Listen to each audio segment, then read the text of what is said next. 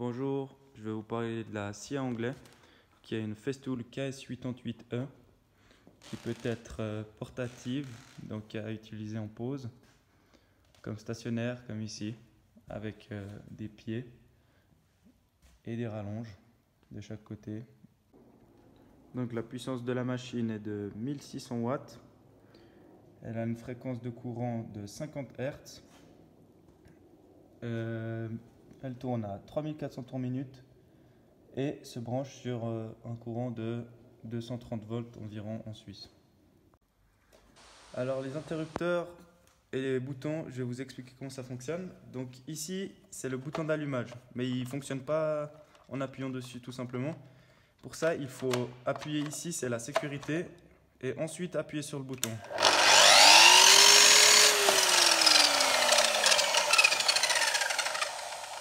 Voilà.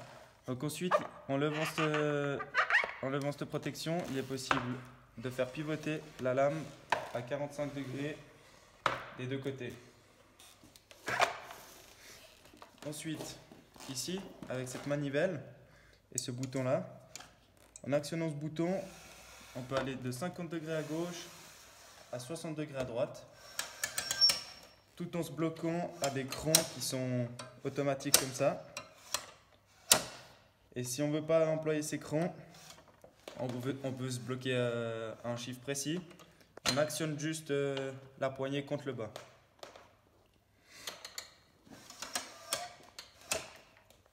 Quant à l'outillage, le seul outillage possible et qu'on voit le plus souvent, c'est donc des lames.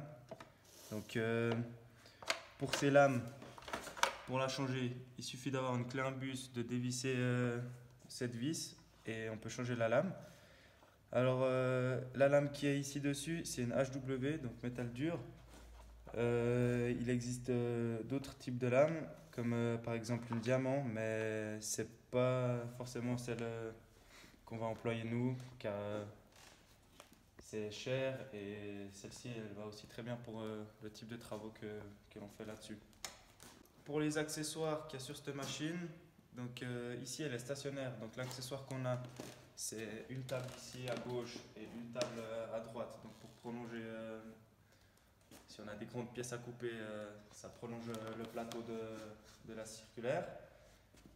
Et donc là-dessus, intégré, il y a des butées. Donc des butées pour couper de longueur. Donc si par exemple on a notre pièce et qu'on a une longueur à couper, donc on fixe la butée ici. On serre et on vient s'appuyer contre. Mais ici, voilà, il n'y a pas fait de pour parce qu'on a un ajout ici, un ajout sur la circulaire. Mais la butée, ce sera à ça qu'elle sert.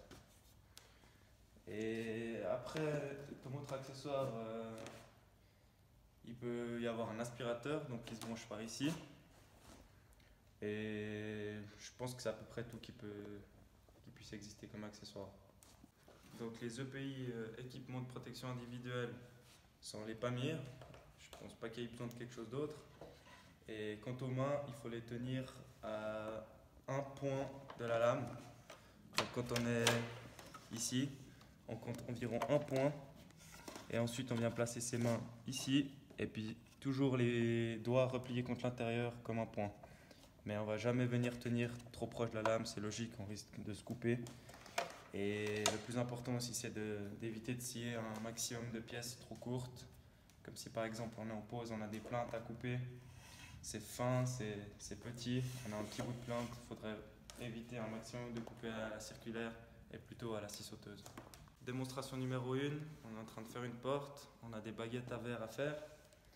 Donc assemblage à 45 degrés. Donc on vient tout d'abord régler la machine à 45 degrés. Donc le cran est ici.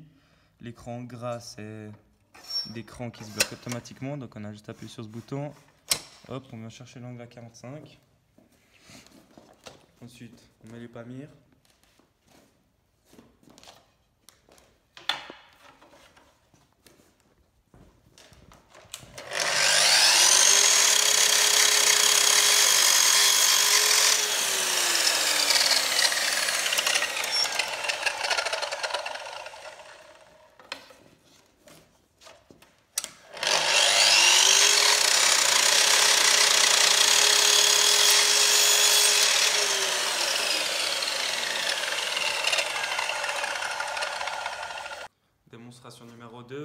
aussi, on est à la pause, pas à l'atelier.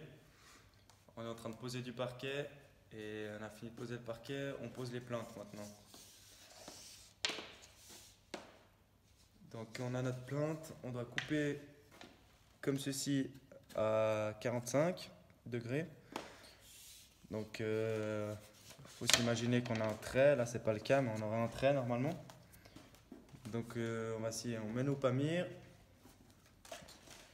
Donc on desserre cette poignée, on vient se mettre à 45 degrés, on resserre. Ensuite on peut scier.